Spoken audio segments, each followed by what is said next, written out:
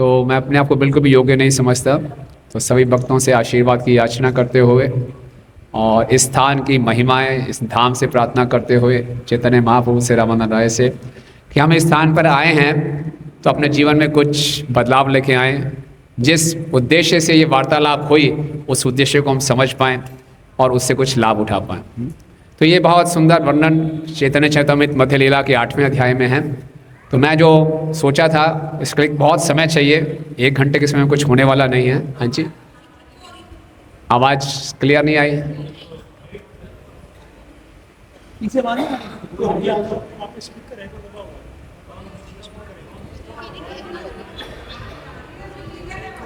पीछे sound control यहाँ नहीं आ रही, सामने वालों को नहीं आ रही, आसपास आ रही है।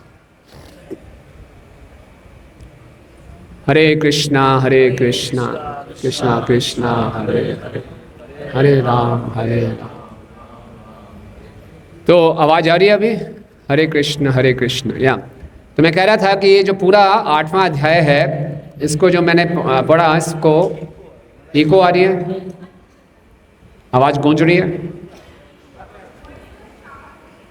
हाँ जी, शार्प नहीं है। विषय हैं, पहले हम इस वार्तालाप के महत्व की चर्चा करेंगे कि हमारे जीवन के लिए कितना महत्वपूर्ण है। फिर रामानंद राय जी का चैतन्य महाप्रभु का मिलन, फिर उनका संवाद 2 भागों में, और फिर निष्कर्ष। 5 मुख्य विषय हैं। तो ये महत्वपूर्ण, बहुत महत्वपूर्ण विषय है। ये वो स्थान है जहाँ चैतन्य महाप्रभु के अवतरण के रहस्य का खुलासा हुआ था। श्री कृष्ण चैतन्य, राधा कृष्ण, नहीं अन्य। इस पूरी सृष्टि में एक ही भक्त हैं जिन्होंने महाप्रभु के इस दिव्य रूप का दर्शन किया है। श्री कृष्ण चैतन्य, राधा कृष्ण, नहीं अन्य। और यही वो स्थान है जहाँ रामानंद राय जी को चैतन्य महाप्रभु ने रसराज महाभाव रूप दिखाया। राधा रानी भी और कृष्ण भी और चैतन्य महाप्रभु भी, जिसको देखकर रामानंद राय मूर्छित हो गए थे। ये वो स्थान है, इतना महत्वपूर्ण स्थान है। ये वो स्थान है जहाँ की चैतन्य महाप्रभु ने रामानंद राय जी के माध्यम से गौड़िया वैष्णव सिद्धांत की परिकाष्ठा, ऐसा सिद्धांत जो वेद गोप्य है, वैदिक शास्त्रों में भी खोजने के बाद, ढूंढने के बाद मिलेगा नहीं, और जिसको अभी हम चर्चा भी करेंगे तब भी कुछ समझ में नहीं आएगा। इतना गहरा सिद्धांत, राधा रानी के प्रेम की महिमा, जिसको समझने के लिए स्वयं चैतन्य महाप्रभु अवतरित हुए, उसकी चर्चा की गई है। इसलिए ये बहुत महत्वपूर्ण स्थान है और हमने बहुत महत्वपूर्ण समय पे इसको सुन रहे हैं। बढ़िया गोदावरी में स्नान किया, फर्स्ट क्लास प्रसाद पाया और अब बैठे हैं। तो हमें एक अलग रस का आस्वादन हो रहा होगा। लेकिन आप सबसे निवेदन है, थोड़ी सी तपस्या। 4:30 बजे दर्शन खुलेंगे, अभी ठीक 3:30 हो रहे हैं। 1 घंटे की तपस्या है। तो इसका हम पहले आपको श्रुति फल बता देते हैं। रस तत्व ज्ञान है इहा रश्रवणे, प्रेम भक्ति है राधा कृष्णेर चरणे। ये जो रस तत्व है, राधा तत्व क्या है, कृष्ण तत्व क्या है, उनका प्रेम तत्व क्या है, इसका श्रवण करेंगे श्रद्धा के साथ तो क्या हो जाएगा? राधा कृष्ण के चरणों में प्रेमा भक्ति प्राप्त हो जाएगी। जय हो। समझ ना भी आए तब भी कोई बात नहीं, श्रद्धा से श्रवण करने मात्र से। तो इसीलिए कोई सो रहा हो तो उसको बोला भैया प्रेम भक्ति चाहिए तो थोड़ा सा जाग जाओ, ठीक है? ओके। तो इस सिद्धांत को समझाना इतना महत्वपूर्ण था कि शिला प्रभुपाद जी ने टीचिंग्स ऑफ लॉर्ड चैतन्य पुस्तक 1917 में लिखी। भागवतम के ट्रांसलेशन से पहले भी, कृष्णा पुस्तक से भी पहले, कृष्णा पुस्तक से भी ज़्यादा महत्वपूर्ण प्रभुपाद ने सोचा टीचिंग्स ऑफ लॉर्ड चैतन्य ज़्यादा इंपॉर्टेंट है। इससे मालूम चलता है। और इस टीचिंग्स ऑफ लॉर्ड चैतन्य में शिला प्रभुपाद जी ने 5 वार्तालापों की चर्चा की गई है। चैतन्य महाप्रभु की रूप गोस्वामी की शिक्षा, चैतन्य महाप्रभु की सनातन गोस्वामी की शिक्षा, चैतन्य महाप्रभु के द्वारा सार्वभौम भट्टाचार्य का उद्धार, चैतन्य महाप्रभु के द्वारा प्रकाशानंद सरस्वती का उद्धार। तो पहले 2 में शिक्षा है, बाकी 2 में उद्धार है। लेकिन रामानंद राय के साथ संवाद है। शिक्षा भी नहीं दे रहे रामानंद राय जी को, उनका उद्धार भी नहीं कर रहे, बल्कि रामानंद राय जी से शिक्षा ले रहे हैं। ये विशेषता है। भगवान अपने भक्तों का गुणगान करना चाहते हैं। और जब हम देखेंगे रामानंद राय बोल रहे हैं, लेकिन रामानंद राय क्या बोलेंगे? मुझे कुछ नहीं मालूम मैं क्या बोल रहा हूँ, मैं तो वीणा हूँ, आप वीणा बजा रहे हैं। मैं तो कठपुतली हूँ, आप नचा रहे हैं, आपने जो बुलवाना है बुलवा लो। महाप्रभु उनसे पूछते जा रहे हैं और वो बोलते जा रहे हैं एक के बाद एक। तो महाप्रभु यहाँ पर आते हैं और इसका जो आपको व्हाट्सएप ग्रुप में भेजा है पहला श्लोक हम चर्चा कर सकते हैं, बाकी हम देखेंगे कोई पर्याप्त बन पाए कि नहीं। जय जय श्री चैतन्य जयो नित्यानंद, जय अद्वैत चंद जय गौर भक्त वृंद,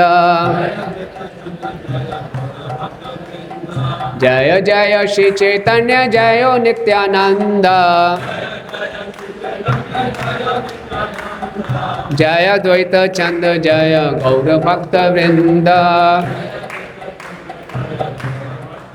आपके ग्रुप में देखा श्लोक आए हुए हैं मध्य लीला 8वें अध्याय के, आ गए हैं?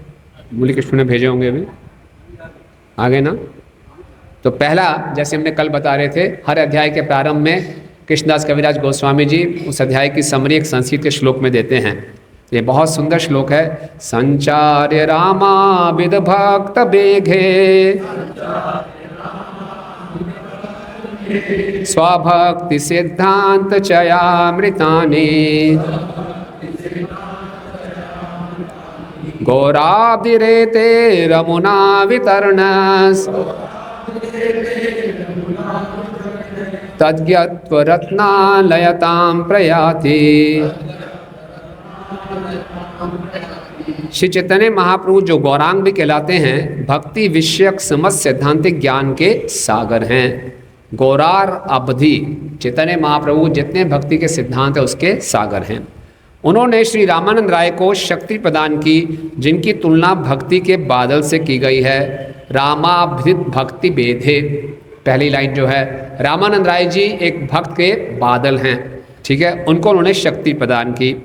यह बादल भक्ति के समस्त सैद्धांतिक निष्कर्ष रूपी जल से पूरित था और सागर द्वारा शक्ति प्रदत्त था कि वह इस जल को स्वयं श्री चैतन्य महाप्रभु रूपी समुद्र के ऊपर फैला दे। इस प्रकार श्री चैतन्य महाप्रभु रूपी समुद्र स्वयं शुद्ध भक्ति के ज्ञान रूपी रत्नों से भर गया। क्या है? चैतन्य महाप्रभु पूरे ज्ञान भक्ति के सिद्धांत के सागर हैं। सागर से ही बादल बनता है, उस बादल को शक्ति पानी कहाँ से मिलता है? सागर से। और ये बादल कौन है? रामानंद राय। तो रामानंद राय ने सागर से ही सिद्धांत सीखे और उन्हीं पे वर्षा कर दी। लेकिन जो उन्होंने वर्षा की तो सागर के अंदर जैसे रत्न आ गए, सागर से ही लिया और सागर पे ही बरसा दिया, और लेकिन सागर में अब रत्न आ गए। इतना सुंदर सिद्धांत है। तो चैतन्य महाप्रभु जब यहाँ पर आते हैं, कुरुम क्षेत्र से गोदावरी पार करते हैं, गोदावरी को देखते ही उनको यमुना का स्मरण होता है, आसपास वन को देख उनको वृंदावन का स्मरण होता है। तो यहाँ आकर वो स्नान करते हैं और स्नान करके थोड़ा दूर जाके बैठ के संकीर्तन करते हैं। और तभी दूर से देखते हैं बैंड बाजों के साथ एक पालकी पर बैठे हुए एक शख्स आ रहे हैं। तो दूर से ही देखते हैं तो पहचान जाते हैं कि ये कौन है? रामानंद राय हैं। जब चैतन्य महाप्रभु जगन्नाथपुरी से निकल रहे थे दक्षिण भारत के लिए, तो सार्वभौम भट्टाचार्य ने कहा था आप दक्षिण भारत जा रहे हैं लेकिन एक व्यक्ति से जरूर मिलना। वो कौन है? रामानंद राय। वो सारे रस तत्व को अच्छे ढंग से जानते हैं। पहले वो मेरे मित्र हैं लेकिन मैं उनका परिहास करता था, क्योंकि रामानंद सार्वभौम भट्टाचार्य क्या थे? मायावादी थे। लेकिन महाप्रभु से मिलने के बाद वो वैष्णव बन गए। बोले अब मैं उनका महत्व समझ पा रहा हूँ, आप उनसे जरूर मिलना। तो चैतन्य महाप्रभु ने दूर से ही देख लिया ये रामानंद राय हैं। वास्तव में पहचानना ही था, क्योंकि रामानंद राय राधा कृष्ण की लीला में कौन है? विशाखा सखी। और महाप्रभु कौन है? स्वयं राधा रानी। और जैसे ही देखा महाप्रभु की इच्छा हुई भाग के जाऊं आलिंगन कर लूं, लेकिन उन्होंने अपने आप को रोका लोकाचार के संग से कि मैं एक सन्यासी हूं, भाग के जाऊंगा कैसा लगेगा। तो प्रतीक्षा करते रहे। उधर से रामानंद राय ने नदी में स्नान किया, तर्पण इत्यादि किया। रामानंद राय के साथ काफ़ी वैदिक ब्राह्मण भी थे। जैसे ही रामानंद राय ने दूर से देखा कि ये जो सन्यासी हैं, हजारों सूर्यों का तेज इनमें निकल रहा है और लाल रंग के वस्त्र डाले हुए हैं, इतने सुंदर हैं, आते ही उन्होंने दंडवत प्रणाम किया। और दंडवत प्रणाम किया तो जैसे ही दंडवत प्रणाम किया, महाप्रभु ने बोला क्या आप रामानंद राय हैं? कृष्ण कृष्ण बोलो। और रामानंद राय ने क्या उत्तर दिया? मैं तो शूद्र अधम हूँ। केवल कहने के लिए नहीं बोला, सीधा बोला। हम तो बोल देते हैं मैं दासों का दास हूँ, लेकिन उन्होंने बोला, उनके मन के भाव भी यही थे और उनके व्यवहार भी ऐसा था, मैं तो शूद्र अधम हूँ। तो जब हम किसी महत्वपूर्ण ऐसे व्यक्ति से मिलते हैं जो हमसे हमारे से भक्ति में उन्नत हो, तो उसके सामने हमें अपनी भौतिक योग्यताएं नहीं दिखानी चाहिए। रामानंद राय इस पूरे प्रांत के गवर्नर थे, बहुत बड़े व्यक्ति थे, राजनीति में डूबे हुए थे पूरे। देखिए आप सोचिए, एक ऐसे व्यक्ति कल्पना कीजिए जो पूरा राजनीति में डूबा हुआ है, और उससे पूछे आप क्या वो हैं, बोले मैं शूद्र अधम हूँ। कौन बोलेगा ऐसा व्यक्ति? वो सीधा बड़ी करेगा, अपना विजिटिंग कार्ड दिखाएगा, गवर्नर ऑफ मद्रास, सीधा दिखाएगा अपना विजिटिंग कार्ड, नहीं मैं तो शूद्र अधम हूँ। इसी प्रकार से रूप गोस्वामी और सनातन गोस्वामी से मिलने के लिए जब चैतन्य महाप्रभु राम के लिए जाते हैं, तो रात के अंधेरे में रूप और सनातन जो उस समय डबीर खास और शाकर मलिक हैं वो उनसे मिलने आते हैं। तो हरिदास ठाकुर और नित्यानंद प्रभु उसके निवेदन करके भगवान से मिलते हैं और क्या बोलते हैं, हमें नीच जाति, नीच कर्मी, नीच संगी। अपना इंट्रोडक्शन ऐसे नहीं देते कि हम प्रधानमंत्री और फाइनेंस मिनिस्टर हैं, नहीं। तो ये तरीका है, जब हम वैष्णवों से मिलें, गुरुजनों से मिलें, तो अपनी भौतिक योग्यता का बखान नहीं करना चाहिए कि मैं बहुत बड़ा व्यक्ति हूँ। अगर ऐसा करते हैं तो हमें जो उनसे लाभ प्राप्त होना होगा वो प्राप्त नहीं होगा। तो बड़ी विनम्रता से उनके पास गए और महाप्रभु ने उनका आलिंगन कर लिया। बड़े ही जैसे उत्सुक थे और आलिंगन करके दोनों बेहोश हो गए, मूर्छित हो गए, ज़मीन पर लौटने लगे। सारे दोनों के शरीर में स्वेद, कंपन, पसीना, सारे अष्ट सात्विक विकार आ गए। आसपास जो वैदिक ब्राह्मण खड़े थे वो बड़े हैरान हो गए, ये क्या हो गया? पहले तो ऐसा सन्यासी जिसकी शरीर की कांति हजारों सूर्य के समान है, इतने सुंदर हैं।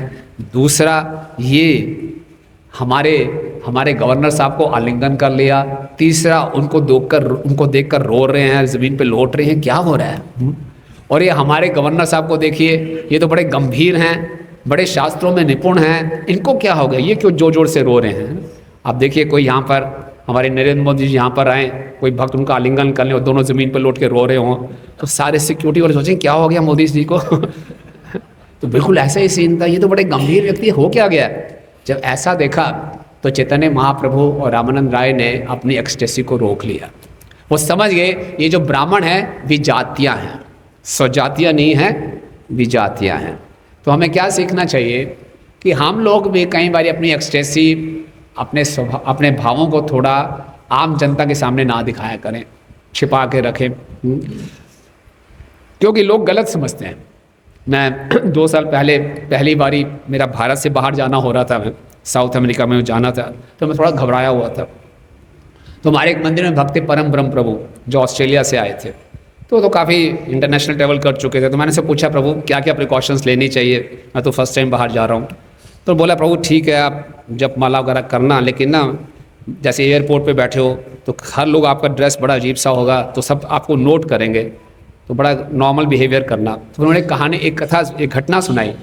बोले हमारे मेलबर्न में एक बांग्लादेश से एक ब्रह्मचारी आए थे, बड़े मोटे ताजे थे, और वो फ्लाइट उनकी डिले हो गई थी, तो वो एयरपोर्ट पे वेट कर रहे थे। गर्मी का मौसम था, खाली ऊपर एक चादर डाली हुई थी, यहाँ पे बड़ी बड़ी कंठियाँ डाली हुई थी, बड़ी बड़ी चोटी थी उनकी, बड़े मोटे से थे, और कुर्सी पे बैठ के माला कर रहे थे, आंखें बंद करके जोर जोर से यूँ कर रहे थे।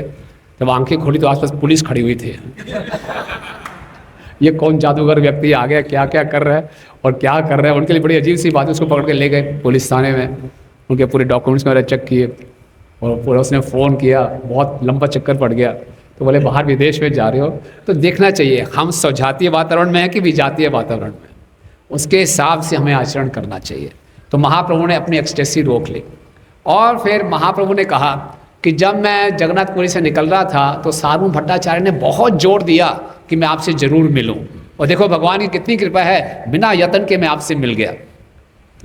तो यहाँ पे रामानंद राय और महाप्रभु हम सिखाते हैं जब भक्त लोग आपस में मिलें तो भक्तों को एक दूसरे का गुणगान करना चाहिए, जेन्युइन गुणगान करना चाहिए और बड़ी विनम्रता दिखानी चाहिए। रामानंद राय कह रहे नहीं, ये तो मेरा सौभाग्य है कि आप मिल गए। आप जैसे महात्मा लोग किसी के घर में जाते थोड़ी हैं, आप स्वयं मेरे को मिल गए और बोले आपने मेरा स्पर्श कर लिया, मेरा दर्शन कर लिया, ये तो वेद निषेध है, मैं तो शूद्र हूँ। और वो ऐसा क्यों किया? क्योंकि आपका सारू भट्टाचार्य के प्रति बहुत प्रेम है और मैं उनका मित्र हूँ, इसलिए आपने मेरे पे ये उपकार किया। ये उनकी विनम्रता थी। तो फिर उन्होंने रामानंद राय ने बोला कि देखो ऐसे एक बारी दर्शन देने से तो मेरा चित्त शुद्ध होगा नहीं, आप यहाँ पे 5-10 दिन रुकिए। और महाप्रभु ने बोला निश्चित रूप से मैं तो आपसे कृष्ण कथा सुनने आया हूँ। और सार्वभौम भट्टाचार्य जानते थे मैं तो एक मायावादी सन्यासी हूँ, मेरा हृदय बहुत कठोर है, जब आपसे मिलूंगा कथा सुनूंगा तभी मेरा हृदय निर्मल होगा। जब ऐसे बातचीत कर रहे थे तभी एक वैष्णव ब्राह्मण वहाँ पर आए और उन्होंने महाप्रभु को निमंत्रण दिया, आप मेरे यहाँ आके प्रसाद पाइए। महाप्रभु जहाँ भी भ्रमण करते थे केवल वैष्णव ब्राह्मण के यहाँ ही भोजन स्वीकार करते थे और किसी के यहाँ पे नहीं, क्योंकि उनको मालूम था कि वैष्णव ब्राह्मण होंगे तो वहाँ उनकी शालिग्राम शिला होगी, उन्हीं को भोग ला के खाएंगे। इसलिए महाप्रभु केवल वैष्णव ब्राह्मणों के यहाँ जाते थे, वैदिक ब्राह्मण के यहाँ नहीं जाते थे जो वैष्णव ना हो। और फिर जब वहाँ पर गए, शाम का समय था, तो रामानंद राय अपनी ड्यूटी पूरी करके आए मिलने, और दोनों के दोनों एक एकांत स्थान पे चले गए। क्यों एकांत स्थान पे चले गए? क्योंकि जो विषय की चर्चा होने वाली थी बहुत ही गूढ़ रहस्य था। श्रीला प्रभुपाद जी तात्पर्य में लिखते हैं कि हमें राधा कृष्ण की लीलाओं की चर्चा खुली पब्लिक में नहीं करनी चाहिए। महाप्रभु ने जन साधारण के लिए क्या किया था? संकीर्तन। और जो थोड़े से सिद्धांत समझना चाहते थे उनको क्या दिया? भगवद गीता का उपदेश, जैसे सार्वभौम भट्टाचार्य और प्रकाशानंद सरस्वती। और जो थोड़े और जिनको अपना शिष्य बनाना था उनको दी शिक्षा भक्ति के सिद्धांतों में। किनको? रूप और सनातन गोस्वामी। और रामानंद राय के साथ की खूब चर्चा रस तत्व की, राधा कृष्ण की लीलाओं की। तो हमें भी जैसे कई बार भक्त लोग पूछते हैं कि हम पूर्ववर्ती आचार्यों की पुस्तकें पढ़ सकते हैं, विषयों की चर्चा कर सकते हैं। हाँ, निश्चित रूप से कर सकते हैं, लेकिन स्वजातीय जो उन्नत वैष्णव हों उन्हीं के बीच में। प्रभुपाद जी एक बार चेन्नई में थे तो एक बहुत बड़े बिजनेसमैन उनको अपने घर में ले गए, बोले स्वामी जी राधा कृष्ण की रासलीला सुनाओ। प्रभुपाद ने बोला मैं इसके योग्य नहीं हूँ, मैं आपको नहीं सुना सकता। प्रभुपाद जी योग्य है, लेकिन प्रभुपाद देख रहे हैं कि सामने बैठा हुआ कौन व्यक्ति है। तो इसीलिए कई बार आज के समय में लोग समझते हैं अपने आप को रसिक दिखाना चाहिए। रसिक दिखाने के चक्कर में राधा तत्व की बातें करेंगे, ये बहुत बड़ा अपराध हम करते हैं। जनता की योग्यता को देखकर उसके अनुसार देना चाहिए। शिला प्रभुपाद जी प्रखार पंडित सब कुछ जानते थे, नहीं प्रभुपाद जब हिप्पीज के बीच में बोल रहे थे तो बिल्कुल बेसिक्स में आके उनको समझाते थे। तो ये एक जो वक्ता है उसकी कौशलता और उसकी करुणा है कि जो ऑडियंस के लिए, श्रोता के लिए उपयुक्त हो वही बताएं। लेकिन ये तो पूरे अच्छी जो शिव विशाखा सखी हैं, ये राधा रानी हैं, और दोनों मिलकर बैठ गए। फिर अगर आप अपने मोबाइल पे देख सकते हैं तो श्लोक संख्या 57 पे आइए, हम फास्ट फॉरवर्ड कीजिए। श्लोक संख्या 57 अब शुरू हो रही है इन दोनों के बीच का संवाद, और ये बहुत महत्वपूर्ण संवाद है। मैं आपसे निवेदन करूंगा, इसमें थोड़ी सी फिलॉसफी है लेकिन बड़ा अलर्ट होकर सुनिए और बहुत इंटरेस्टिंग है। कृष्णदास कविराज गोस्वामी जी बताते हैं, आ गया 57 नंबर श्लोक आपके। कृष्णदास कविराज गोस्वामी जी बताते हैं, बड़ी सुंदर उपमा देते हैं, ध्यान से सुनिए। रामानंद राय और चैतन्य महाप्रभु का मिलना वो ऐसे था जैसे रबड़ी और मिश्री का मिलना, लेकिन जब संवाद शुरू हुआ तो मतलब बीच में कपूर डाल दिया। समझे? नहीं समझे? नहीं, रामानंद राय और चैतन्य महाप्रभु का मिलना ऐसा था जैसे रबड़ी और मिश्री का मिलना, और जब संवाद शुरू हुआ तो ऐसा हुआ जैसे बीच में कपूर डाल दिया और ज़्यादा फ्रेगरेंट हो गई। ठीक है ना? रबड़ी मीठी होती है, उसमें मिश्री डाल दो और मीठी हो गई। जब संवाद शुरू हुआ तो कपूर आ गया और उसकी सुगंध आ गई। ठीक है? तो अब बैठे हैं रामानंद राय सामने और बैठे हैं चैतन्य महाप्रभु, और प्रभु पूछ रहे हैं। इससे पहले कभी ऐसा नहीं हुआ कि भगवान प्रश्न पूछ रहे हों और भक्त उत्तर दे रहे हों। भगवान मौका देखते हैं भक्तों का गुणगान करने के लिए, जिस तरह से भक्त मौका देखते हैं भगवान का गुणगान करने के लिए। प्रभु कहे पढ़ श्लोक साधेर निर्णय, राय कहे स्वधर्म चरणे विष्णु भक्ति है। प्रभु ने कहा कि कोई श्लोक पढ़ो कि साध्य क्या है समझाओ। जीवन के चरम लक्ष्य से संबंधित शास्त्रों से एक श्लोक सुनाओ। इस पर रामानंद ने उत्तर दिया, यदि कोई अपनी सामाजिक पद संबंधी नियत कर्मों को संपन्न करता है तो अपनी मूल कृष्ण भावनामृत को जागृत करता है। बड़ा महत्वपूर्ण प्रश्न है। मनुष्य जन्म मिला है तो मनुष्य जन्म का एक साध्य होना चाहिए, लक्ष्य होना चाहिए, पर्पस होना चाहिए। अगर उद्देश्य नहीं है तो मनुष्य और पशु जीवन में कोई अंतर नहीं है। पशुओं का उद्देश्य क्या होता है कि अच्छे ढंग से आहार निद्रा भय मैथुन हो जाए, कल कृष्ण भैया प्रभु बहुत अच्छे ढंग से समझा रहे थे, हमें आरओ का पानी चाहिए लेकिन सुअर गटर का पानी पी के भी पूरा फर्स्ट क्लास रहता है ना।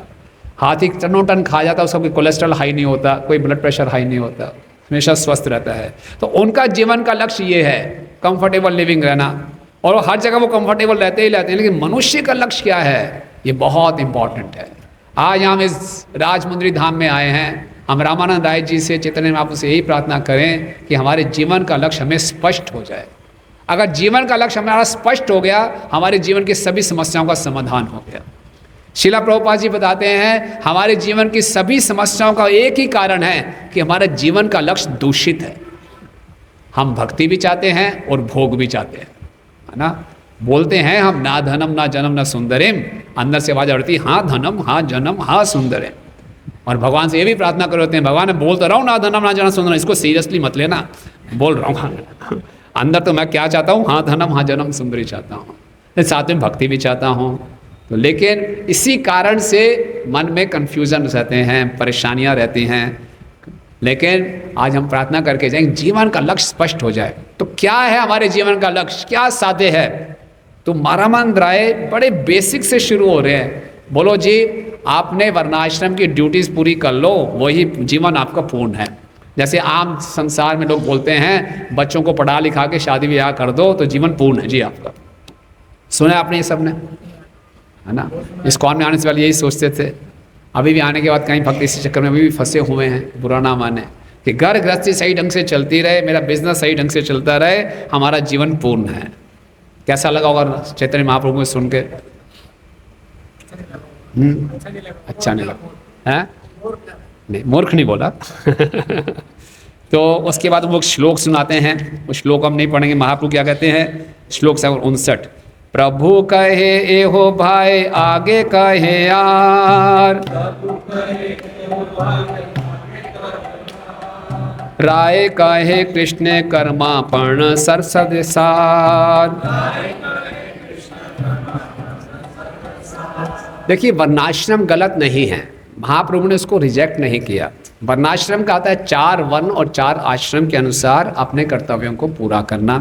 भगवान गीता के 18वें अध्याय में भी वर्णाश्रम का गुणगान करते हैं कि यथा प्रवर्ति भूतानि येन सर्वविदं ततं स्वकर्म विचर्य सिद्धि मुंदन्ति मानवा। जिससे सब कुछ उत्पन्न हुआ है, उस भगवान की पूजा अपने अपने कर्मों के अनुसार करके हम सिद्धि को प्राप्त कर सकते हैं। लेकिन वर्णाश्रम जीवन का अल्टीमेट लक्ष्य नहीं है। वर्णाश्रम करके हमारा जीवन नियमित हो जाता है, रेगुलेटेड हो जाता है, हम एक प्लेटफॉर्म पे आ जाते हैं जिससे हम मुक्ति के लिए प्रयास कर सकते हैं। लेकिन वर्णाश्रम में सारे के सारे कार्य भौतिक स्तर पे हैं, है ना। और वर्णाश्रम में ज़्यादा से ज़्यादा अगर हम अपने कर्मों को ही ज़्यादा महत्व देंगे तो भागवत में क्या कहा गया, क्या सा श्लोक है, सधर्मस्य नात्पाद यदि रतिम श्रमेव केवलम सरुष्यस्य धर्म से, क्या श्लोक प्रभु? नहीं, हाँ 1 to 8 ना, नात्पाद यदि रतिम श्रम एव केवलम ना, धर्म संस्था, हाँ धर्म सुनिश्चिता पुंसाम विश्वक्सेन कथा सुया नात्पेद यदि रतिम श्याम एव ही केवलम। अपने धर्म का पूरा आचरण करते रहो, नहीं कृष्ण की कथा में श्रवण कीर्तन उत्पन्न नहीं किया तो सबका सब बेकार है। तो कलयुग में एक तो वर्णाश्रम नहीं है और दूसरा वर्णाश्रम है भी, लेकिन अगर कृष्ण को केंद्र में नहीं रखा हुआ तो सब बेकार है, सब बाहरी है, बाहर है। ऐसा करके भगवत धाम में एंट्री नहीं मिलेगी, बाहर ही बाहर रहेंगे, ठीक है। एहो बाहर बाहर एक्सटर्नल एनर्जी में ही रहेंगे, बहिरंगा शक्ति में रहेंगे, बाहर। ओके, तो बोले अगला स्टेप क्या है? बोले ठीक है, अपने धर्म का आचरण करो, साथ साथ में कर्मों को कृष्ण को अर्पित कर दो। ये बेटर है कि नहीं? ये कौन सा श्लोक बोला उन्होंने? यत् करोषि यद् अश्नासि यद् जुजोषि ददासि यत् तपस्यसि कौन्तेय तत् कुरुस्व मदर्पणम। ये कर लो, ये बेटर है। महाप्रभु ने क्या बोला? माँ बोले प्रभु कहे एहो भाई आगे कहे यार, और आगे बढ़ो। मैं ये सुनने के लिए यहाँ नहीं बैठा हूँ, ये बड़ी एलिमेंट्री टॉक्स है ना, कि अपने कर्म का फल अर्पण कर दो। इसमें क्या गड़बड़ है? पूरा नहीं कर पाते हम, रह जाता हमारे पास। हाँ, थोड़ा देते हैं थोड़ा रखते हैं, और कार्य सारे भौतिक स्तर पे ही हैं। जो मुझे अच्छा लगता है वो मैं करता हूँ, और थोड़ा सा दे दिया भगवान को, चलो, है ना। नहीं नहीं, इसमें भी कोई चेतना का विकास नहीं हो रहा, कोई कृष्ण से संबंध स्थापित नहीं हो रहा। तो महाप्रभु ने बोला ये भी बाहर है। प्रभु कहे एहो बाय, आगे कहे यार, राहे कहे सर्वधर्म त्याग यही साध्य सार। कि क्या बोले, पहले क्या बोला था, वर्णाश्रम सब धर्म आचरण, दूसरा क्या था, कृष्ण कर्मार्पण, और तीसरा बोला स्वधर्म त्याग। और इसमें क्या सुनाते हैं श्लोक, सर्वधर्मान परित्यज्य मामेकम शरणम व्रज अहम त्वाम सर्व पापेभ्यो मोक्षयिष्यामि मा शुचा। अब महाप्रभु ने क्या बोला इसको, ये हो भाई, आगे कहे यार, ये भी बाहर है। कैसे समझे इस बात को, गीता तो यहाँ खत्म होती है और महाप्रभु कहते हैं एहो बहाय, ये भी एक्सटर्नल है। तो इस श्लोक के बहुत बड़े बड़े तात्पर्य हैं, सर्वधर्म परित्याचार। लेकिन जो वार्तालाप चल रही है रामानंद राय और महाप्रभु के बीच में, उसके फ्लो को देखिए। तो सर्वधर्म परित्याज्य का मतलब है, रामानंद राय कह रहे हैं, पहले क्या बोला था कि कर्म के फल को अर्पण कर दो, अब बोलते हैं कर्म ही छोड़ दो, कुछ कर्म मत करो, रिस्क रहेगा, कर्म करना भौतिकता है, मैं कर्म करूंगा ही नहीं। एक प्रकार का संन्यास, कर्म संन्यास, समझे आप। पहला था स्वधर्म आचरण, तीसरा था कृष्ण कर्मार्पण, तीसरा है सर्वधर्म त्याग, कुछ नहीं करूंगा, कर्म करते ही बंधन लगेगा तो मैं छोड़ रहा हूं बिल्कुल। महाप्रभु ने बोला नहीं, ये हो भाई, हमने त्यागी नहीं बनना है, हमने प्रेमी बनना है ना। मैं यहाँ पे आप सबको गोलोक धाम ले जाने आया हूँ, और गोलोक धाम से मैं इम्पोर्टेड लेकर आया हूँ प्रोसेस, क्या, संकीर्तन का, हरे कृष्णा कृष्णा कृष्णा हरे हरे, हरे राम राम राम हरे। मैं थोड़ा सा एक्सरसाइज हो जाए, आपकी नींद दूर हो जाएगी। तो मैं यहाँ पर आपसे ये सुनने नहीं आया हूँ, त्यागी बनाने नहीं आया हूँ। ये जीवन का लक्ष्य नहीं है कि त्यागो त्यागो त्यागो, नहीं, इससे कुछ नहीं होने वाला। शिला प्रभुपाद जी तात्पर्य में समझा रहे हैं, समय कम है, आप जाके घर में जाके पढ़ सकते हैं, कि इतना करने से ज़्यादा हम विरजा नदी तक पहुँचेंगे, वैकुंठ लोकों में प्रवेश नहीं कर पाएंगे। ये नहीं संभव है। तो इसको भी त्याग दिया। फिर रामानंद राय जी ने क्या बोला, सर्वधर्म को त्याग को ही बोल दिया। प्रभु कहे एहो बाय, आगे कहे यार, राहे कहे ज्ञान मिश्र भक्ति साध्य सार, कि ज्ञान मिश्र भक्ति कर लो। ज्ञान मिश्र भक्ति क्या है, कि मैं समझ जाऊं मैं शरीर नहीं आत्मा हूं, ये समझ के मैं भक्ति करता हूं। तो भक्ति शब्द आ गया कुछ, और फिर उन्होंने श्लोक कौन सा सुनाया, ब्रह्मभूत प्रसन्नात्मा न शोचती न कांक्षती समा सर्वेषु भूतेषु मद भक्ति लभते पराम। महाप्रभु ने क्या बोला, ये हो भाई, ये भी बाहर की बात है, आगे कहो यार, आगे बढ़ो।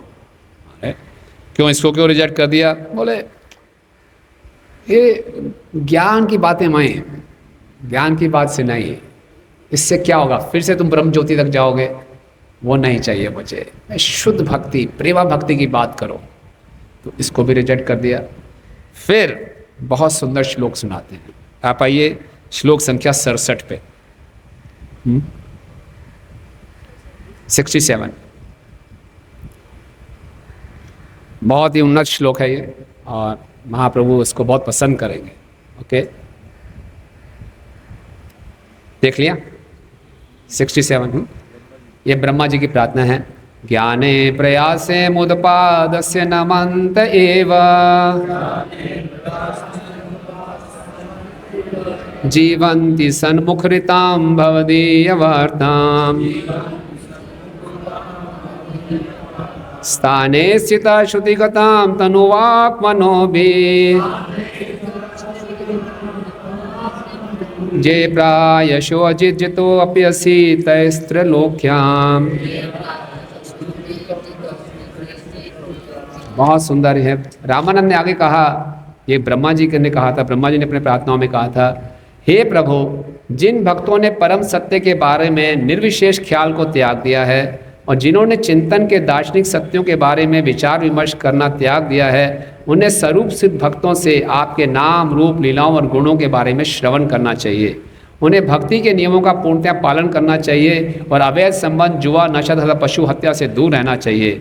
मन, कर्म तथा वचन से शरणागत होकर वे किसी भी वन या आश्रम में रह सकते हैं। निस्संदेह आप सदैव अजय होते हुए भी ऐसे व्यक्तियों द्वारा जीते जाते हैं। श्रील प्रभुपाद का ये भावार्थ है, प्रभुपाद ने बहुत बड़ा इसका अनुवाद किया है। ओके, तो बहुत अच्छा श्लोक है और हम सब के लिए बहुत प्रैक्टिकल श्लोक है और हमारा पूरा आंदोलन इस पर निर्भर है ना। हमारा पूरा आध्यात्मिक जीवन का ये आधार है। हमने अपने जीवन में पूर्णता प्राप्त करनी है तो ये उसका आधार है। तो क्या बोल रहे हैं? ज्ञाने प्रयास से उदपाद से नमंत एवं। ज्ञान का प्रयास, ज्ञान का प्रयास मतलब ये नहीं है कि हम शास्त्र पढ़ना बंद कर दें, कोई ज्ञान की बात ना करें। ये कौन सा ज्ञान है? निर्विशेष ब्रह्म का ज्ञान या मानसिक अटकलों वाला ज्ञान। ज्ञाने प्रयास से उसके प्रयास को त्याग दो।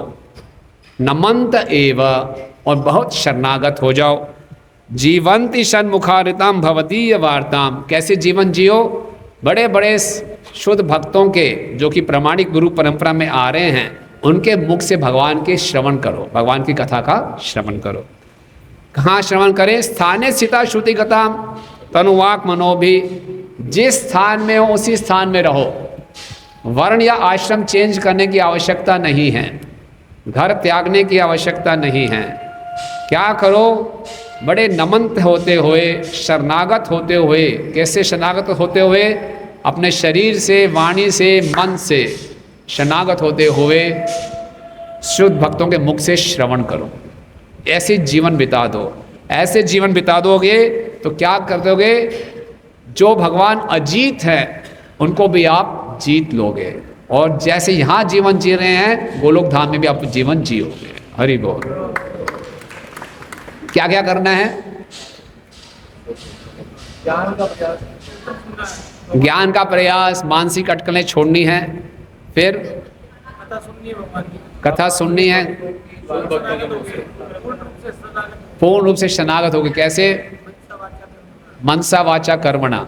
फिर आश्रम में रहना है, उसी आश्रम में, उसी वन में रहते हुए, जहाँ पे हो वहीं रहो, कोई बदलने की आवश्यकता नहीं है। तो क्या कर लोगे? भगवान को आप जीत लोगे। कैसे जीत लेंगे? तनोवाक मनोभी, यानी कि जहाँ कथा हो रही है वहाँ हमें प्रणाम करना चाहिए, वक्ता को प्रणाम करना चाहिए, कथा को प्रणाम करना चाहिए।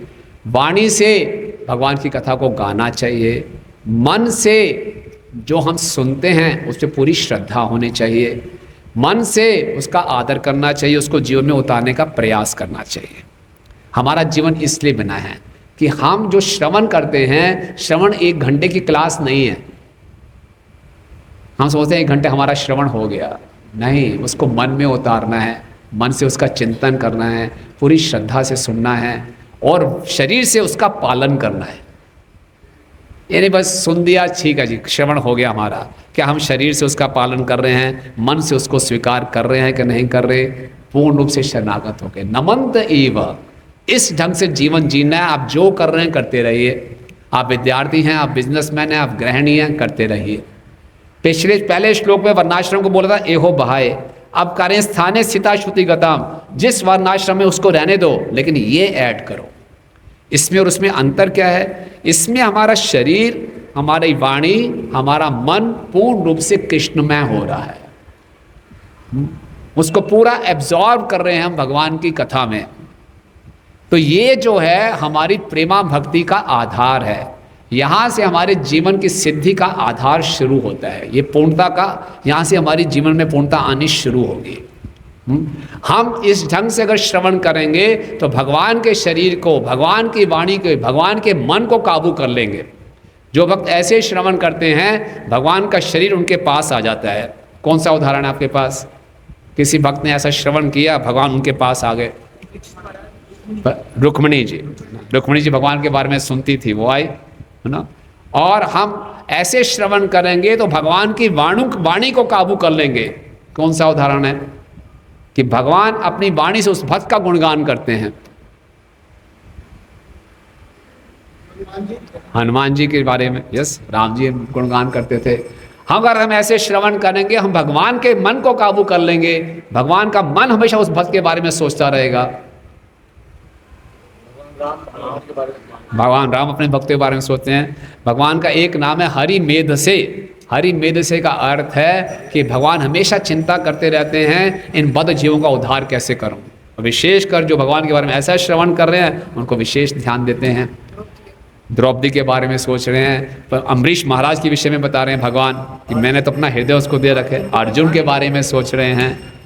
तो ये हमारे जीवन की पूर्णता है। ये श्रवण की विधि को बहुत गंभीरता से लेना है। हम अपनी परिस्थितियों को बदलने में लगे रहते हैं। परिस्थितियों को नहीं बदलना, बल्कि अपने मन को, वाणी को, शरीर को भगवान को समर्पित करके जैसी परिस्थिति है उसमें भगवान की कथा को, नाम को सुनना है, अपने शरीर से, अपने मन से, अपने वाणी से। समझ आ रही है बात? स्थानीय स्थिता परिस्थितियों को तब बदलना है जब वो परिस्थितियां हमें श्रवण में बाधा डाल रही हैं। कई बारी जैसे कल कृष्ण प्रभु समझा रहे थे 50 वर्ष की आयु ऊपर हो गई तो हमें वन में जाना चाहिए, है ना। वैष्णव महाराज अक्सर बोलते हैं 50 के बाद क्या नंबर आता है हिंदी में? वन में जाओ।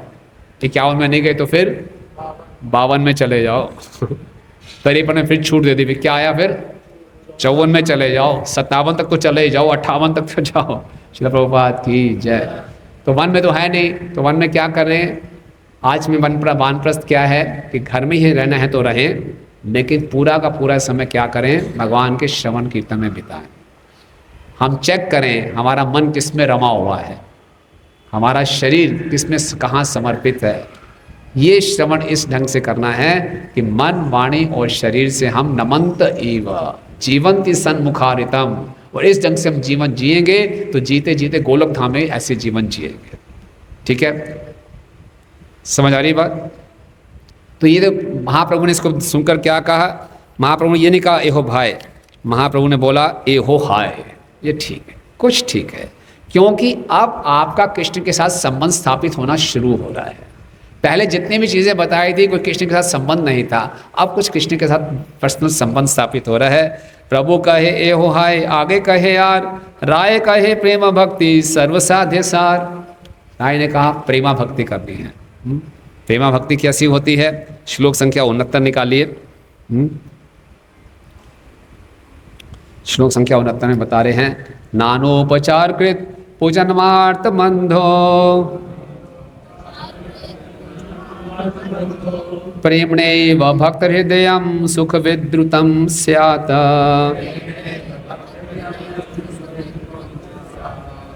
यावत् शुद्रस्ति जठरे जरठा पिपासा तावत् सुखाय भवतो ननु भक्ष्य पेये। रामानंद राय ने आगे कहा, बहुत सुंदर श्लोक है, ये पद्यावली से है। रामानंद राय ने आगे कहा, जब तक पेट में भूख और प्यास है तब तक विविध प्रकार के खाद्य पेय पदार्थों से मनुष्य अत्यंत सुख का अनुभव करता है। इसी तरह जब शुद्ध प्रेम से भगवान की पूजा की जाती है तो उस पूजा के दौरान किए गए विभिन्न कार्यकलापों से भक्त के हृदय में दिव्य आनंद जागृत होता है। भूख होती है तो खाना अच्छा लगता है, भूख नहीं है, सामने छप्पन भोग रखे हो तो अच्छा नहीं लगेगा। इसी प्रकार से जो हम भक्ति करते हैं अगर उसमें प्रेम नहीं है तो रस नहीं आएगा। बिना प्रेम के करेंगे तो भक्ति बोझा लगती है। हम सुबह देखते हैं 16 माला करना कितना मुश्किल लगता है, कई बार ना क्लास में बैठना कितना मुश्किल लगता है, किताब पढ़ना कितना मुश्किल लगता है, प्रसाद पाना इतना मुश्किल नहीं लगता वो आसान लगता है, उसमें प्रेम है। बाकी सब क्रियाओं में इतना प्रेम नहीं है। तो ये जो है अगर प्रेमा भक्ति प्राप्त करनी है, जैसे अधिकांश आप सभी भक्त गृहस्थ आश्रम में हैं, तो पहले सबसे पहले तो हमें इस मिसअंडरस्टैंडिंग को दूर कर देना चाहिए कि गृहस्थ आश्रम में रहेंगे तो भक्ति धीरे होगी, नहीं कर पाएंगे, भगवत धाम नहीं जा पाएंगे। नहीं, स्थानीय स्थिता कहीं भी रहें हम, लेकिन क्या करना चाहिए? अच्छे ढंग से श्रवण करना चाहिए। इस ढंग से जीवन को ढालें कि हमारा मन, वाणी और शरीर कृष्णमय रहे श्रवण करते करते। इस ढंग से जीवन को सरल बना दें, जीवन को इतना उसमें इतना ज़्यादा तामझाम ना पालें कि मन हमेशा ये सोच रहा है इंस्टॉलमेंट्स भर रही हैं, वाणी से कुछ और बोल रहे हैं और शरीर कहीं और लगा हुआ है। ऐसे कॉम्प्लिकेटेड में हम जगत में माला करेंगे तो क्या माला होगी? क्या श्रवण में रुचि आएगी। तो इस ढंग से जीवन को सरल बना दें, सादा जीवन, उच्च विचार, ताकि मन, वाणी और शरीर को हम भगवान में रमा सकें। जब ऐसा करते हैं तो ये जो श्लोक है ये वैदिक भक्ति को दिखाता है। वैदिक भक्ति को भी अगर करना है, वैदिक भक्ति का मतलब क्या है कि गुरु और शास्त्रों के आदेशों के अनुसार चलना, ये थोड़ा बोझा लगता है, जबरदस्ती लगती है, इसलिए बड़ा शुष्क लगता है। बोले यही बात है, अगर आज्ञा का पालन करना ही है तो थोड़ा प्रेम से कर लो। छोड़ के तो जाना नहीं, अब बाहर के तो रहे नहीं हम बाहर जा नहीं सकते, अंदर रह नहीं सकते, तो बड़ी मुश्किल परिस्थिति है ना। मैं अक्सर कहीं भी बोलता हूँ, ट्रेन में जाते हैं 3 टायर में, ऊपर वाला खराटे मारता है, नीचे वाला सोता है, बीच वाला परेशान रहता है। अभी हमारी यही हालत है, ना बाहर के है ना अंदर के, बीच में अटके हुए हैं, ना पूरा प्रेम मिला है, और बहुत ही जगत में लगता है ये तो जाना नहीं, वहाँ का कोई रस मिल नहीं रहा, तो बीच में लटके हुए हैं। तो बोलने बीच में मत लटके रहो, जो कार्य कर रहे हो, माला करनी है तो प्रेम से कर लो, श्रवण करना ही है तो प्रेम से कर लो, शास्त्र पढ़नी है थोड़ा प्रेम से कर लो। बोले प्रेम है नहीं तो कैसे कर लें? आप कैसे प्रेम, जब प्रेम है ही नहीं तो कैसे कर लें? बात है कि नहीं? तो प्रेम का बीज क्या होता है? श्रद्धा। श्रद्धा से कर लें। किस श्रद्धा से कर ले? इसको मैं करूंगा तो प्रेम जरूर मिल जाएगा, पूरे उत्साह से करूं। श्रीमद् भागवतम के दूसरे स्कंद के 8वें अध्याय के 4थे श्लोक है। परीक्षित महाराज कर रहे हैं, श्रवणताम श्रद्धया नित्यम ग्रहणतश्च स्वचेष्टितम काले नाति धीर्दे न भगवान विशते हृदय। बोले अगर कोई श्रवण करता है श्रद्धा के साथ, डेली करता है, स्वचेष्टितम, उसके बाद प्रयास करके श्रवण करता है, तो भगवान बहुत जल्दी उसके हृदय में प्रवेश कर जाते हैं। स्वचेष्टितम। स्वचेष्टितम क्यों? क्योंकि अभी तक स्पॉन्टेनियस अट्रैक्शन नहीं हुआ, भगवान की कथा के श्रवण में रुचि उत्पन्न नहीं हुई। जब हम रुचि की स्टेज में आ जाएंगे तो हमारा आकर्षण स्वाभाविक हो जाएगा। जब तक रुचि की स्टेज में नहीं आए हैं तो क्या करना पड़ेगा? चेष्टा करनी पड़ेगी। समझ रहे हैं? जैसे अभी आप चेष्टा कर रहे हैं अपने आप को जागृत रखने के लिए, मैं भी चेष्टा करूँ आपको जागृत रखने के लिए। तो अभी हमारा टेस्ट नहीं आया, लेकिन हम चेष्टा कर रहे हैं। तो ये चेष्टा करते करते क्या आ जाएगा? रुचि की स्टेज आ जाएगी। चेष्टा करने के लिए शक्ति कहाँ से मिलेगी? श्रद्धा। श्रद्धा रखें। जैसे कि उपदेशामृत का 7वां श्लोक क्या बोलता है? स्यात् कृष्णाम चरितादि सिताप्य विद्या पीतोत्पतस्य रसिकासेन रोचिकानु किंतु आदरात अनुदीनम खलु स एव जुष्ट्वा स्वादात कर्मद भवति तद्गद मंत्र तद्गद मूल हंत्री। कि भगवान के नाम रूप गुण लीला बहुत मिष्टी की तरह मीठे हैं, लेकिन मुझे पीलिया का रोग है, मुझे मीठा नहीं लग रहा। लेकिन इसका इलाज क्या है? आदरात अनुदीनम, प्रतिदिन आदर पूर्वक इसका मैं श्रवण करूंगा तो ये बीमारी जड़ से खत्म हो जाएगी। तो श्रद्धा का बीज क्या है? आदर। आदर पूर्वक। प्रेम नहीं है तो श्रद्धा, श्रद्धा नहीं है तो आदर। कथा के प्रति आदर हो, हरिनाम के प्रति आदर हो, आदर पूर्वक प्रतिदिन करेंगे तो वो रुचि की अवस्था आ जाएगी। अन्यथा बिना आदर के, बिना श्रद्धा के नवदा भक्ति करेंगे तो बहुत बड़ा बोझा लगेगा। बृहद भागवतामृत में नारद मुनि जी बहुत अच्छा श्लोक बताते हैं बिना प्रेम के भक्ति करना ऐसे है कैसे बिना नमक के सब्जी खा रहे, या फिर जैसे बिना भूख के 56 भोग रख दिया आपके सामने, या फिर बिना कोई अर्थ जाने, असली अर्थ जाने शास्त्रों को पढ़ रहे हैं, या फिर बहुत सुंदर बगीचा है लेकिन उसमें फल ही नहीं है, यानी कोई मतलब नहीं है। इसलिए जो भी करना है किसके साथ करें? प्रेम से करें। हरे कृष्णा कृष्णा कृष्णा हरे हरे, हरे राम राम राम हरे। और ये स्वचेष्टा, अभी देखिए जब हम रुचि की स्टेज पे पहुंचते हैं तो भगवान के साथ आदान प्रदान होना शुरू हो जाता है। कृष्ण हमारे जीवन में रस लाते हैं, अभी उस रस को प्राप्त करने के लिए चेष्टा करनी पड़ती है। ठीक है, तो अभी जो हमारे इमोशंस हैं, भौतिक इमोशंस हैं, स्पिरिचुअल इमोशंस रुचि की स्टेज पे आते हैं। वास्तव में रस आएगा, वो आएगा जरूर। तो इस रस तक पहुंचना है, जल्दी रुचि की स्टेज में पहुंच जाएं, तो एक चीज़ हमें बहुत मदद कर सकती है। क्या? कृतज्ञता। अगर हम कृतज्ञता के साथ सब कुछ करें कि हमारा इतना सौभाग्य है, हमें ये सब श्रवण करने को मिल रहा है, हमें हरि नाम लेने को मिल रहा है, हमें भक्तों का संग मिल रहा है, हम यहाँ धाम यात्रा में आए हैं, कितना हमारा सौभाग्य है। हमें प्रसाद मिल रहा है, हमें दर्शन प्राप्त होते हैं, हमें प्रभुपाद जी के शास्त्र पढ़ने को मिलते हैं। कृतज्ञता से अगर नवदा भक्ति का पालन करते हैं तो ये हमें रुचि तक ले जाएगा। इसलिए प्रयास करते रहना है। ये बहुत महत्वपूर्ण है, ये बहुत महत्वपूर्ण है। हमें सब कुछ प्राप्त होते हुए भी हम अगर कृतज्ञ नहीं रहते हैं, जितना कृतज्ञता दिखाएंगे भगवान कृपा का अगला कोटा भेजेंगे। हम जितना भक्ति में आगे बढ़ते हैं, भगवान की कृपा के कोटा से बात है, गुरु और कृष्ण की कृपा आती है। उस कृपा को सही ढंग से स्वीकार किया, उसके लिए कृतज्ञता दिखाई, और कोटा आएगा और कृपा मिलेगी। उसमें सही ढंग से उसको हैंडल नहीं किया, कृतज्ञता नहीं दिखाई, कृपा बंद हो जाती है। इसीलिए ये श्लोक बहुत इंपॉर्टेंट है। ये वैदिक साधना भक्ति दिखाता है। इसको करते करते शुरुआत कहाँ से हुई थी? स्थाने स्थिता श्रुतिगता। फिर कैसे श्रुतिगता कैसे होने, पूरा शरणागत कैसे होंगे? श्रद्धा आदर के साथ, कृतज्ञता के साथ करते हैं। तो फिर अगला श्लोक बताता है रुचि की स्टेज पे आ जाएंगे ना। कृष्ण भक्ति रस भाव, कृष्ण भक्ति रस भावतामति क्रियताम यदि कुतोपि लभ्यते तत्लौल्यामपि मूल्यमेकलम जन्म कोटि सुकृति न लभ्यते। ये श्लोक बहुत प्रसिद्ध है। ये बता रहे हैं भक्ति को आगे बढ़ना है तो लौल्य चाहिए, बहुत लालच चाहिए। ये लक्षण प्रकट होते हैं रुचि की स्टेज पे, और ये लौल्य किसी जन्मों जन्मों की सुकृति से प्राप्त नहीं हो सकता। अब ये जब बताया तो महाप्रभु प्रसन्न हुए। महाप्रभु ने कहा, प्रभु कहे ए हो हाय, आगे कहे यार, राय कहे दास्य प्रेम सर्वसा देसार।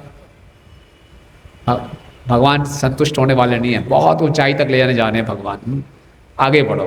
तो वो कहते हैं ये तो प्रेमा भक्ति इससे प्राप्त हो जाएगी। इस प्रकार से रुचि से करेंगे, श्रवण करेंगे तो वैकुंठ लोक तक पहुंच जाएंगे। वैकुंठ लोक में कौन सा भाव है? शांत भाव। और आगे कहे यार, तो बोले क्या है? दास्य प्रेम सर्व साध्य सार। भगवान की दास्य प्रेम में भक्ति करना। दास्य प्रेम में क्या शुरू हो जाती है? ममता का भाव आ जाता है कि भगवान मेरे स्वामी हैं। तो भगवान कहते हैं ठीक है, ये भी ठीक है, आगे कहे यार। फिर बोलते हैं साखे प्रेम सर्व साध्य सार। भगवान के हम सखा बनेंगे, भगवान के साथ कबड्डी खेलना, भगवान को हरा देना, ये बहुत अच्छी बात है। प्रभु कहे ए हो हाय, आगे कहे यार, थोड़ा और आगे बढ़ो। फिर वो बोलते हैं वात्सल्य प्रेम सर्व साध्य सार। वात्सल्य प्रेम में भक्त भगवान को अपने से छोटा समझता है। यशोदा मैया भगवान के बारे में चिंता करती रहती है, भूखा होगा, कमज़ोर पड़ गया है। जब बादल गरजते थे, कृष्ण डर के भाग के आते थे, यशोदा मैया का आलिंगन कर लेते थे। ये यशोदा कैसे समझ सकती है कि इसने कंस का वध कर दिया? ये तो डरता था इतना बादल गरजने से डर जाता था। तो वो सोचती है कि नहीं, कृष्ण को कुछ चाहिए, उसकी कमियां उन्होंने दूर करनी है। तो यह है वात्सल्य प्रेम। तो महाप्रभु ने बोला ए हो हाय, आगे कहे यार। तो फिर क्या बोला? कांता प्रेम, माधुर्य भाव में जो कृष्ण के साथ प्रेम है वो सर्वोच्च है। तो फिर महाप्रभु बोले हाँ ये ठीक है, कुछ संतुष्ट हुए महाप्रभु, यह उत्तम, ये ठीक है, लेकिन आगे कहे यार, और आगे बढ़ो। और बताते हैं कि जो माधुर्य प्रेम है, माधुर्य भाव है, उसमें पिछले सारे भाव भी सम्मिलित हैं। उसमें दास्य भी है, साख्य भी है, वात्सल्य भी है। उदाहरण देते हैं, जिस प्रकार से भूमि में सारे गुण हैं, भूमि में आकाश का भी गुण है, वायु का भी है, जल का भी है, इसी प्रकार से माधुर्य प्रेम में सारे के सारे हैं। लेकिन फिर भी तारतम्य की दृष्टि से देखा जाए, हायरार्की देखा जाए, तो सबसे उत्तम क्या है? माधुर्य प्रेम। फिर प्रभुपाद जी बहुत क्रिटिसाइज करते हैं। बहुत से लोग बोलते हैं जिसकी मर्जी भक्ति कर लो, जाना तो एक ही जगह है। सुना आपने है ना? पहले हम भी ऐसा सोचते थे। वो लोग दो उदाहरण देते हैं, बोले एक जगह पे पहुंचने के लिए कई सड़कें हैं, तो आप गणेश की भक्ति कर लो, दुर्गा जी की भक्ति कर लो, शिव जी की कर लो, हनुमान जी की कर लो, राम की, कृष्ण की, किसी की करो, पहुंचा तो एक ही जगह है। अलग अलग रास्ते हैं, मंजिल एक है। और दूसरा उदाहरण देते हैं, एक ही व्यक्ति के कई नाम होते हैं, जिस मर्जी नाम से पुकार लो, नहीं। प्रभुपाद भक्ति सिद्धांत स्वामी ठाकुर महाराज समझाते हैं, आध्यात्मिक जगत में इतनी वैरायटी है, इतने रस हैं, कितने रस हैं, 5 रस हैं, और हर कोई अलग अलग है। राधा कृष्ण के प्रेम को समझना जो निम्न है, वात्सल्य भाव में या साखे भाव में है, वो भक्त भी राधा कृष्ण के प्रेम की महिमा को नहीं समझ सकते। और आध्यात्मिक जगत में वैरायटी है। और जो कृष्ण है, कृष्ण में भी बहुत वैरायटी है। द्वारका के कृष्ण, मथुरा के कृष्ण और वृंदावन के कृष्ण अलग अलग हैं। और ये तीनों लक्ष्मी नारायण जो वैकुंठ है उनसे अलग हैं। तो एक तो द्वारका में है रुक्मिणी रमण, और एक वृंदावन में है राधा रमण, और एक वैकुंठ में है लक्ष्मी नारायण। तीनों अलग अलग हैं, अलग अलग भी हैं और एक भी हैं। तत्व की दृष्टि से एक हैं, रस की दृष्टि से अलग। हमारी इस यात्रा में 3 कृष्ण हैं, रुक्मिणी कृष्ण, सुंदर कृष्ण, मुरली कृष्ण। तीनों अलग अलग हैं। तीनों दास हैं। तत्व की दृष्टि से तूने एक हैं दास, लेकिन रस की दृष्टि से तीनों अलग हैं। तो आप एक के साथ दूसरे के व्यवहार, सबका व्यवहार अलग अलग होगा, होगा कि नहीं होगा, ये समझना बहुत जरूरी है। भक्तों के समाज में हम सोचते हैं ऐसा क्यों नहीं है, ऐसा इसलिए नहीं है कि वैसा इसलिए नहीं है, वो है, वो जैसा है उसको वैसे स्वीकार करना है। इसको बोलते हैं यूनिटी इन डाइवर्सिटी। ये है अचिंत्य भेदाभेद तत्व। उस दिन कृष्ण में प्रभु समझा रहे थे कि जीवन की सभी समस्याओं का समाधान है इस तत्व को समझना, अचिंत्य भेदाभेद तत्व। ये बहुत गहरा तत्व है। भक्तों में हम सोचते हैं ऐसा क्यों नहीं है, अरे नहीं है भाई, वृंदावन के कृष्ण द्वारका के कृष्ण में अंतर है, तो इस कृष्ण भाव भक्त में उस भक्त में भी अंतर है। उससे कैसे व्यवहार करना है, अलग अलग व्यवहार करेंगे। अगर हम द्वारका में जाके वृंदावन वाला व्यवहार करेंगे, उनको बोले पागल हैं क्या बात कर रहे हैं। जब गोप कुमार द्वारका में गए तो वहाँ सब बोले यहीं रहो यार, यहीं रहो, वहाँ तो कृष्ण को समझते नहीं, हमारे द्वारकाधीश की वहाँ पे कोई इज्जत नहीं है, उससे गायें चरवाते हैं। नंद महाराज इतने क्रूर व्यक्ति हैं, छोटे बच्चे को गायें चराने के लिए भेज देते थे, वहाँ मत जाना, बहुत कृष्ण का बहुत अपमान करते हैं, वो ऐसा समझते हैं। और वहाँ पे जाते हैं, वृंदावन में जाओगे, वो कुरुक्षेत्र में द्वारका वासियों को देखते हैं क्या है, हमारे सामने एक्टिंग कर रहे हो, राजा वाजा बन के घूम रहे हो, उनको समझ में नहीं आता। तो ये रसाभास है। तो भक्तों के बीच में भी हमें देखना चाहिए, हर भक्त का एक अलग स्वभाव है, उसका स्वरूप भी अलग है, उसका स्वभाव भी अलग है। तो उस वैरायटी को समझना है, उसको मौका देना है, जैसा उसका स्वभाव है उसको स्वीकार करना है और उसके साथ वैसा व्यवहार करना है। तो ये बहुत गहरा, ये हमारे सनातन धर्म में और गौड़िया वैष्णव सिद्धांत की गहराई है, कितनी विविधता है। प्रभुपाद जी के पास एक मायावादी आया, उसने बोला हम सब एक हैं। प्रभुपाद ने कहा I do not agree with you. इसमें क्या हुआ, हम दोनों एक नहीं हैं, आपका विचार अलग है, मेरा विचार अलग है, हम एक कैसे हो सकते हैं। ठीक है, तो मायावादियों को खंडन होता है इसमें कि रस ही अलग अलग हैं, तो रस के साथ भगवान के साथ आदान प्रदान भी अलग अलग होगा। तो फिर उन्हें बोला कांता प्रेम है, लेकिन महाप्रभु बोला आगे कहे यार। तो रामानंद राय ने बोला अभी तक किसी ने मुझसे इससे आगे की बात की नहीं थी, लेकिन फिर भी आपको कह रहे हैं तो मैं कोशिश करता हूँ। फिर वो गोपियों की प्रेम की महिमा बताते हैं कि भगवान गोपियों के इतने ऋणी हो जाते हैं, भगवान कहते हैं मैं आपके प्रेम को नहीं चुकता सकता, हालांकि ये यथामाम प्रपद्यन्ते, लेकिन आपसे मैं रेसिप्रोकेट नहीं कर सकता। जब इतना कहा, भगवान ने बोला और कहो आगे। तो बोले इन सब गोपियों में सर्वश्रेष्ठ कौन है, राधा, राधा रानी का प्रेम। तो कैसे प्रूव करते हैं राधा रानी का प्रेम सर्वश्रेष्ठ है। तो रामानंद राय बताते हैं हालांकि भगवान का रासलीला में पूरा हृदय है, सबसे उत्तम लीला भगवान को रासलीला लगती है, लेकिन जब रासलीला से राधा रानी चली जाती है तो भगवान की रासलीला को छोड़ के चले जाते हैं। तो भगवान की रासलीला मुख्यतः 2 जगह पे होती है, एक होती है वंशी वट पे, वो होती है शरत रास, और एक होती है गोवर्धन में, वो होती है वसंत रास। तो शरत रास जब हो रही थी तो शरत रास में राधा रानी भी थी, कृष्ण भी थे और बहुत सी नई गोपियाँ थी। तो राधा रानी प्रसन्न नहीं थी, ये न्यू भक्तों के साथ मेरे साथ नृत्य कर रहे हैं, मुझे स्पेशल ट्रीटमेंट नहीं मिल रहा। तो राधा रानी को कृष्ण लेकर चले जाते हैं कि ये सब नए नो शिक्षा न्यू फाइट हैं, मैं तुम्हें अलग से ले जाता हूँ। तो कृष्ण ने स्पेशल इंपॉर्टेंस दी श्रीमती राधा रानी को। तभी गोपी गीत होता है, सभी गोपियाँ ढूंढ रही हैं, देखिए राधा रानी भी नहीं है, कृष्ण भी नहीं है। और वसंत रास में क्या होता है, वसंत रास में राधा रानी की ग्रुप की ही गोपियां हैं, नहीं फिर भी राधा रानी रूठ जाती हैं कि मुझे ज़्यादा स्पेशल ट्रीटमेंट मिलना चाहिए, तो राधा रानी गायब हो जाती हैं। फिर कृष्ण उनके ढूंढते हैं उनके विरह में, तो वो लीला उससे भी श्रेष्ठ है। तो इससे राधा रानी की महिमा स्थापित होती है। जब ऐसा कहा तो महाप्रभु ने बोला बहुत अच्छी बात है, आगे कहे यार, और आगे बताओ, है ना।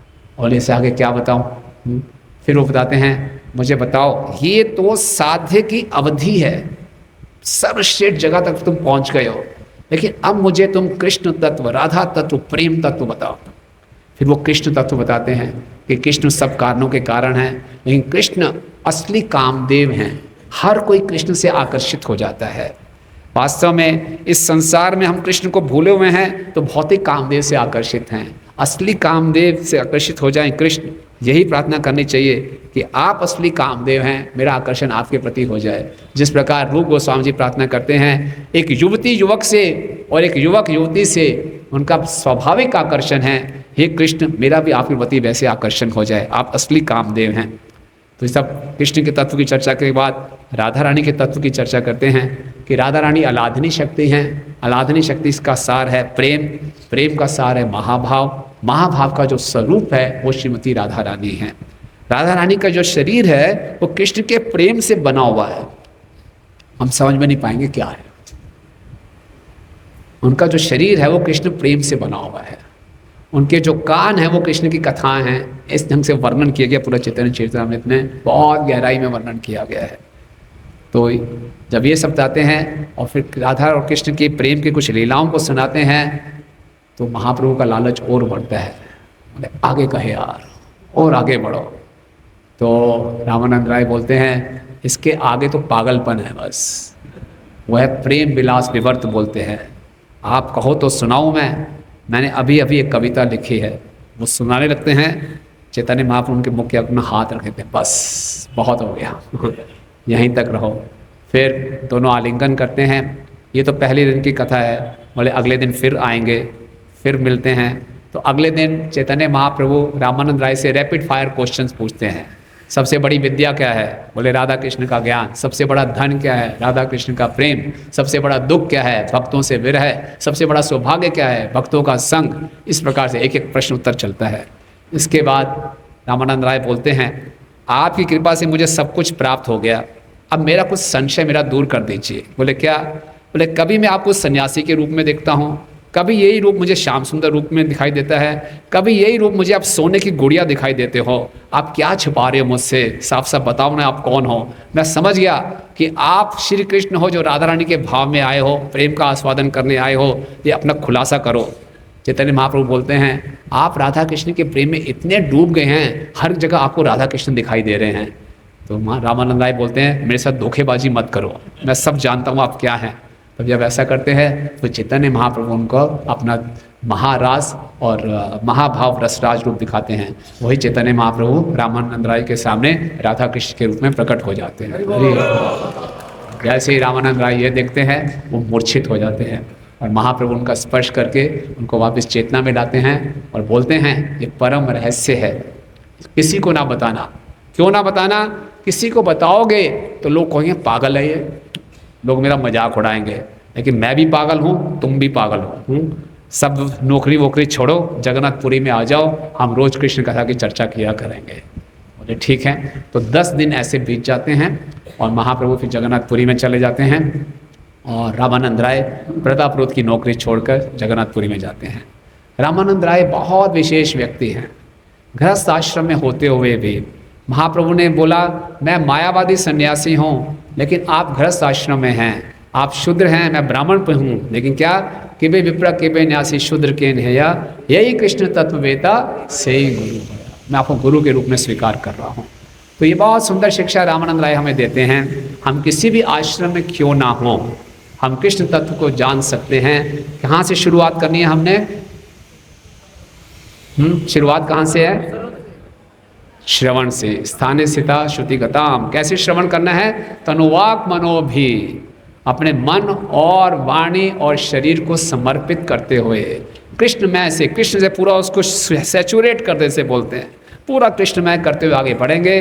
तो वैदिक भक्ति में सबसे पहले जरूरत क्या है? भक्ति की नवधा भक्ति किससे करनी है?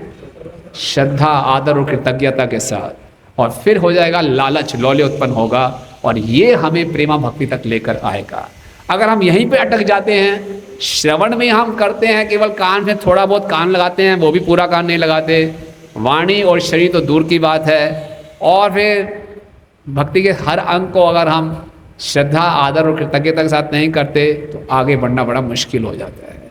फिर ये बहुत बड़ा बोझा लगता है, चेष्टाएं बहुत मुश्किल लगती हैं। लेकिन ये रामानंद राय में सिखा रहे हैं, यहाँ से हमें सीख के जाएं। जीवन का लक्ष्य स्पष्ट हो जाना चाहिए। जीवन का लक्ष्य केवल पारिवारिक क्लेशों को दूर करना नहीं है। हम आध्यात्मिक जीवन अपनाते हैं कि हमारा भौतिक जीवन सुखी हो जाए, नहीं।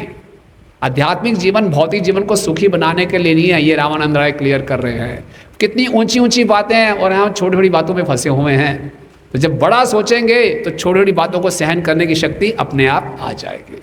ठीक है, यही प्रार्थना करते हैं। हमारे दर्शन भी खुलने वाले हैं। जय रामानंद राय जी की, चैतन्य महाप्रभु की, जगत गुरु श्रील प्रभुपाद की, निताई गौर प्रेमानंदे। टाइम बहुत हो गया।